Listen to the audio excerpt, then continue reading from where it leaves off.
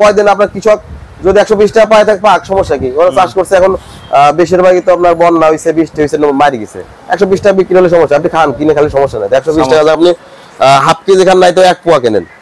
কৃষক ভাই লস হলে বড় জনগণ মানে সরকার দেখবে না, আর কৃষক যদি মরেও যায়, ডাক পড়ে যদি মরেও যায়, তাও আপনার ক্রেতা বুঝবে না। সুতরাং কৃষকের জন্য কেউ নাই বাংলাদেশে, আমি মনে করি। ইন্ডিয়ান পেস্টটা আপনার যদি আসে কম পরিমাণে আসবে, আর আসলে পরে আপনার ওই ওদেরও কস্টিংটা বেশি থাকবে। আর ইন্ডিয়া তো সারা জীবনে দেখছি যে পেঁয়াজ বাংলাদেশে দেওয়ার জন্য অনেক চেষ্টা করে, তখন বাজার কম, ঠিক আছে, যেই বাংলাদেশে দেয় ওই 10%, 20% শেষে 40% ভ্যাট বসায়, তখন ওই ধরেন 10 টাকার কেজির পেঁয়াজ হয়ে যায় 80 টাকা কেজি।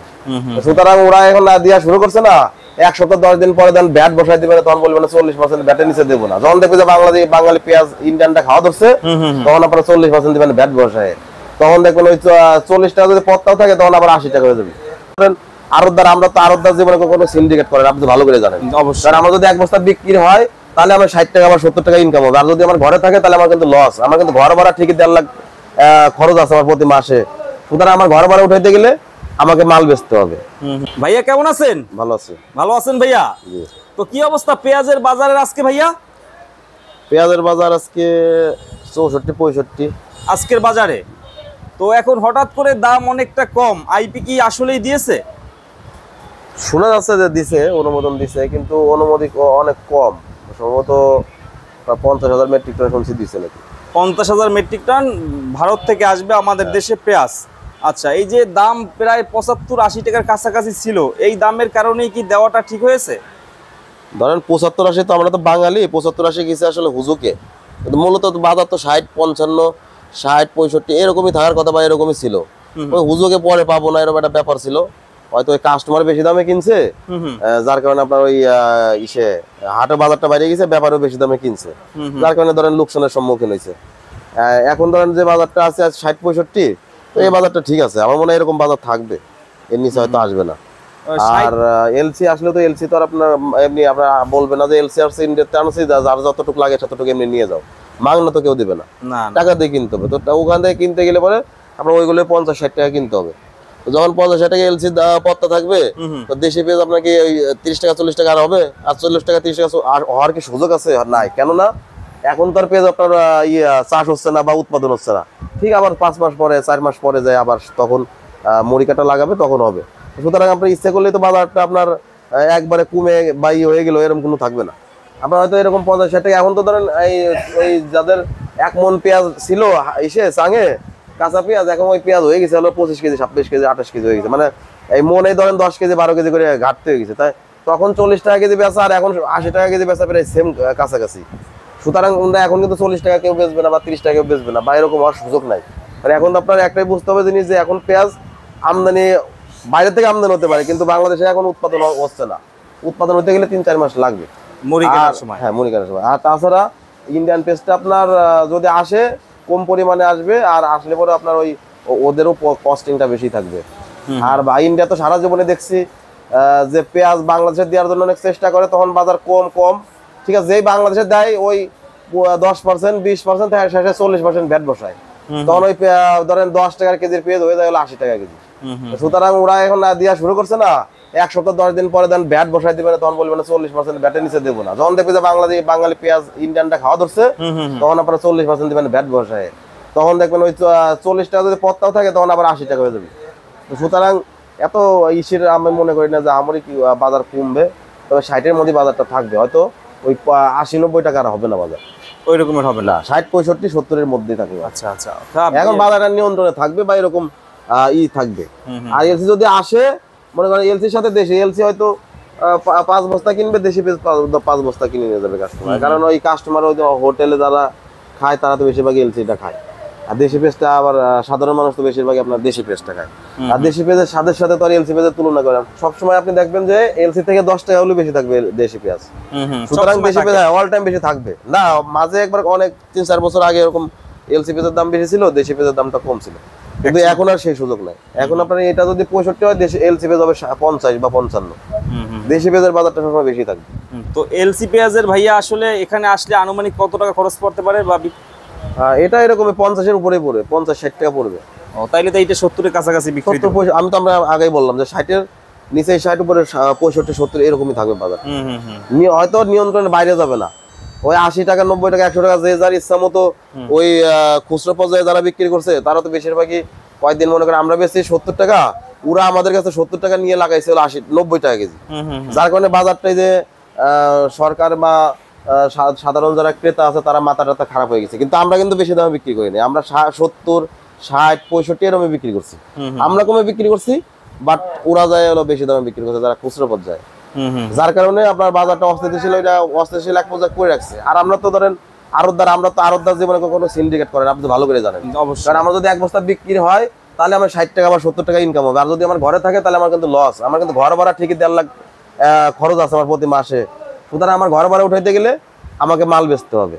সুতরাং কোনো আড়তে যদি কেউ বলে, অনেক ব্যবসায়ী আছে মানে ক্রেতা আছে যারা কিনে খায়, তারা কিন্তু অনেকের ধারণা যে এই ঘরে এত পেঁয়াজ আছে তাহলে মনে হয় হেরা মনে হয় সিন্ডিকেট করে রাখছে বা আটক করে রাখছে বাজার বাড়ানো। আসলে কিন্তু কিছু না। আমরা আড়তদাররা, আমরা পেঁয়াজ বিক্রি করলে আমার আড়তদারি পেটে ভাত যাবে, আমরা যদি বিক্রি না করলে তাহলে আমার পেটে ভাত থাকবে না। সুতরাং আমরা আমাদের বিক্রি প্রতিদিন সেল করতে হবে, আমাদের 100 200 300 400 মানে কাস্টমার হলে আমাদের কাছে বেচতে হবে, আর তাদের কাছে বেচতে হবে। এটা হলো আমাদের আড়তদারকে, মানে শ্যামবাজারে না, বাংলাদেশের যেখানেই যত আড়তদারি আছে তাদেরকে পেঁয়াজ বেচতে হয়। কেউ কিন্তু স্টকে রাখে না কোনো আড়তদার, স্টকে রাখে তার স্টকের পার্টি থাকে আলাদা, তারা ওই দেশ গ্রামে রাখে। ঢাকা শহরে আইনে আবার স্টকে রাখার কোনো সুযোগ না না এই অবস্থা। তো ভাইয়া এখন এই যে 3-4 দিনে ব্যাপারীদের মনে হয় বেশি একটা লস গিয়েছে। লস বলতে ধরেন কেজিতে 10 টাকা 15 টাকা যাবে লস প্রতি কেজিতে। হ্যাঁ অনেক, কারণ যে বললাম কি আপনার মানুষ হুলস্থুল লাগাই দিছিল না, 2800 2900 মানে 2400 বাজার লিগ্যাল বাজার, 2400 বাজার 2800 2900 এরকম কিছু। তো ওই সময় যে যারা কিনছে তাদের মালটা আইসে তো একদিনের দিনে আসে না, একদিন 2 দিন লাগে। আবার কারণ মাল বিক্রি হয়েছে, কারণ মাল রয়ে গেছে, তাদের 15 টাকা 10 টাকা এরকম কেজিতে লস হচ্ছে পার কেজি। তো আসলে কৃষক ভাইদের অতিরিক্ত টেনশনেরও কারণ নাই, তাই না ভাইয়া? না না, কৃষকের কারণে এখন কৃষক তো যাদের যা যেরকম আছে ওরকমই থাকবে। কৃষক ওই বিক্রি করবে, করা উচিত আমি 2300-2400 এরকম বিক্রি করুক, হয়তো তাদের হয়তো বেশি, হয়তো 2400 2800 3000 এরকম নাও হতে পারে, আমার একটা ধারণা। আর হলে পরে তো ভালো, কৃষকের জন্য তাহলে ওটা কপাল ভালো। হলে পরে 2800 60-65 টাকায় বিক্রি করলে তাদের কি লস হয়? কৃষক ভাই লস হলে পরে জনগণ মানে সরকার দেখবে না, আর কৃষক যদি মরেও যায়, ডাক পরে যদি মরেও যায়, তাও আপনার ক্রেতা বুঝবে না। সুতরাং কৃষকের জন্য কেউ নাই বাংলাদেশে, আমি মনে করি। কৃষকের লাভ হলেও কৃষকের বেচতে হবে, ওই লস হলেও কৃষকের বেচতে হবে। কৃষকের তো এক সময় ছিল ধরেন 30 টাকা কেজি বিক্রি করছি, 25-30 টাকা করে আমার কাছে আমি বিক্রি করে দিচ্ছি যখন কাঁচা সিজন প্রথম আসে। সুতরাং তখন লসে তারা কেউ তখন বলছে যে আমার মাল বিক্রি করবো না, তাদের কিন্তু পেটে ভাত খাইতে গেলে পরে তাদের মাল বেচতে হবে, এই কারণে তারা তো এর পরে নির্ভরশীল। পেঁয়াজ বিক্রি করে চাল কেনে, কেউ পেঁয়াজ বিক্রি করে, কেউ ডাল কেনে, তেল কেনে, এটা তো কিনতে হবে। নিত্য প্রয়োজনীয় জিনিসের যে পরিমাণ দাম আপনি তো নিজেই জানেন, নিজে কিনে খান না। 1 লিটার তেলের দাম 195-90 টাকা, অনেক টাকা দাম। হ্যাঁ, তারপরে আপনি চাল খাইতে গেলে 70 এর নিচে তো চাল নাই, 70-80-90 এরকম চালের দাম। সুতরাং আপনি কি কিনে খাবেন? এই যে কালকে এই ভেন্ডি কিনলাম 90 টাকা কেজি, কালকে করলা কিনলাম 90 টাকা কেজি। অনেকে বলতেছে কিনে তো খাইতে হবে। আমাদের দর্শকরাও বলে পেঁয়াজের বাদ দিয়ে বেগুন আমদানি করতে, বেগুন নাকি 120 টাকা। বেগুন 20 টাকা, 120 টাকা বেগুন খাইলেন না, দরকার নাই। বেগুন খালি চুলকানি হবে, খাবেন না, দরকার কি? 120 টাকা কেজি আপনি যদি বেশি প্রয়োজন হাফ কেজি কেনেন, 60 টাকা দিয়ে কিনে আপনি মোটামুটি 10 দিন খান, সমস্যা কি? বেগুন না খেলে আপনার কোনো কিছু আপনার খাইতে বলবে না কেউ, যে বেগুন খাচ্ছ না কেন, জনগণ বলবে না সরকার বলবে? খাবেন না, খাবেন না কয়দিন। আপনার কৃষক যদি 120 টাকা পায় থাকে পাক, সমস্যা কি? ওরা চাষ করছে, এখন বেশিরভাগই তো আপনার বন্যা হয়েছে, বৃষ্টি হয়েছে, মারি গেছে। 120 টাকা বিক্রি হলে সমস্যা, আপনি খান, কিনে খালি সমস্যা নাই। 120 টাকা আপনি হাফ কেজি খান, নাই তো 1 পোয়া কেনেন, সমস্যা নাই। চালের দামটা কমানো যায় নাকি সেই চিন্তা করেন আপনি, তেলের দাম কমানো যায় নাকি এইটা চিন্তা করা লাগবে। পেঁয়াজ কৃষক পর্যায়ে বেশি আবাদ করে কৃষক, পেঁয়াজ, ওই আপনার বেগুন, ওই আপনার আলু, আলু আচ্ছা আলু নিয়ে আপনি বলেন, আলুর বাজার 15 টাকা 14 টাকা, কৃষকের এই লসটা কে দেবে, লোকসান কে দেবে বলেন? আলু যে বেচতেছে 14 টাকা 15 টাকা, এরা কান্না করলে পরে কান্না কেউ দেখতেছে না। তো সুতরাং পেঁয়াজ এখন লস হলে কি আপনার 2400 হলে কি আর 1200 হলে কি আর 800 টাকা হলে, কৃষকের পক্ষে কেউই নাই। সুতরাং কৃষকের দিকে কেউ দেয় না, গুরুত্ব দেয় না। আমাদের সরকারও এইসব ব্যাপারে উদাসীন, যে কোনো সরকার, আমি যে কোনো সরকার দেখছি এইসব ব্যাপারে উদাসীন। নাইলে আপনি দেখবেন যে কৃষকের তো ভর্তুকি দেওয়ার নিয়ম আছে, অনেক বিশ্বের উন্নত দেশে ভর্তুকি দেয়, যে কৃষকের এই বছর লস খাইছে, তোমাদের লসের জিনিস আমরা দিয়ে দিচ্ছি। আবার আগামী বছর বলবে যে তোমরা বেশি দামে বিক্রি করো না, এইভাবে বিক্রি করো যাতে তোমাদের বেনিফিট হয়। তখন কিন্তু কৃষক ওই কথা শোনে, জানে যে লস দিলে পরে আমাদের সরকার দিচ্ছে, আবার লাভের সময় আমি বেশি লাভ করার দরকার নাই, তাহলে তাও আমার কৃষকে সরকার আমাদের উৎসাহ যোগাচ্ছে। তাহলে সে একদম সিস্টেম চালু করুক, দেখবেন সবকিছু ঠিক থাকবে। ওই একবার আপনার 80 টাকা খাইতে হবে না, আবার 30 টাকা কেজি খাইতে হবে না, এটা লেভেলে থাকবে, লেভেলে থাকবে, লেভেলে থাকবে।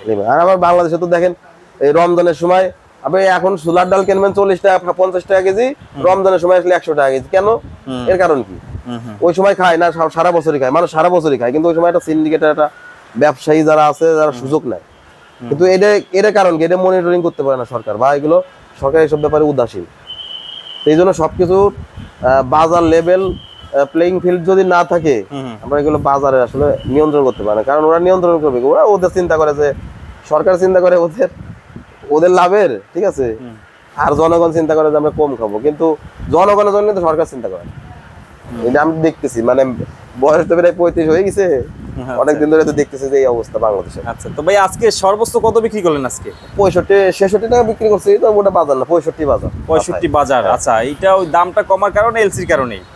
এলসির কারণে আপনার যে বলছে যে আসবে বা আইপি দিছে এরকম কিছুর জন্য, কিন্তু এলসি কিন্তু আপনি শ্যামবাজারে একটা এলসিও পাবেন না, নাই। শ্যামবাজারে কোনো মার্কেটে কোনো এলসি নাই। ওই আসবে বা অনুমোদন দিছে, আসতে পারে, হ্যাঁ আসতে পারে, হয়তো 2 দিন 5 দিন পরে আসবে। কিন্তু এর মধ্যে এই না যে আপনার এলসি পেজে একবারে মাংনা ফ্রি দিয়ে দিবে, ও টাকা দিয়ে কিনে খাইতে হবে। তাই মনে করি এলসি দিয়ে 50 টাকা কেজি টাকা দিয়ে কিনে খাওয়া লাগে, তো আমাদের দেশি পেজ জনগণের বলবো যে তারা 65 টাকার জন্য কিনে খায় বা 70 টাকা কিনে খায়। এলসি পেজ খাওয়ার দরকার নেই, দেশেরটা আগে খাওয়া, দেশেরটা দেশে, হ্যাঁ দেশে থাক, তাহলে ওই দিক থেকে আমদানিও কম হবে, বাজার স্থিতিশীল থাকবে, এই আর কি। অস্থিতিশীল যাতে না হয়। অতিরিক্ত ভারতীয় পেঁয়াজ চললে আবার তারা সুযোগে আবার কিন্তু ভ্যাট বসায়। ভ্যাট আমি বললাম, আমি সেটা তো প্রথমে আপনাকে বলছি যে 10% ভ্যাটের জায়গায় তোমার 40% বসাবে, যে তোমরা ভ্যাট দেন না, তোমাদের যেহেতু লাগবে, ওরা যখন বুঝবে যে না বাংলাদেশে লাগবে, তখনই আপনার ঠিক 40% বসাবে ভ্যাট। প্রতি বছর শেষ সময় ভারত একটু নেয়, তাই না?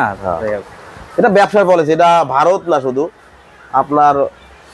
আমিও যদি মনে করি যে আমি যদি ওই ধরনের ব্যবসা করতাম, তাহলে আমি চিন্তা করতাম যে না, আমি আবার 2 টাকা প্রফিট করি বা ই করি। সবাই ভাইয়া, সবাই ওরাও চিন্তা করতেছে, ওদের কৃষকের কয়েকদিন বাজার 15 টাকা গেছে, কৃষকরা আন্দোলন করছে, কেউ সুইসাইড করছে। এখন আবার যে বাজার একটু বাড়ছে, আবার যখন বাংলাদেশে পুরোপুরি রপ্তানি শুরু করবে, তখন ওই দেশেও বাজারটা বেড়ে যাবে। কারণ মালটা আপনার সাপ্লাই হচ্ছে বেশি, সাপ্লাই হলে তো বাজার বাড়েই।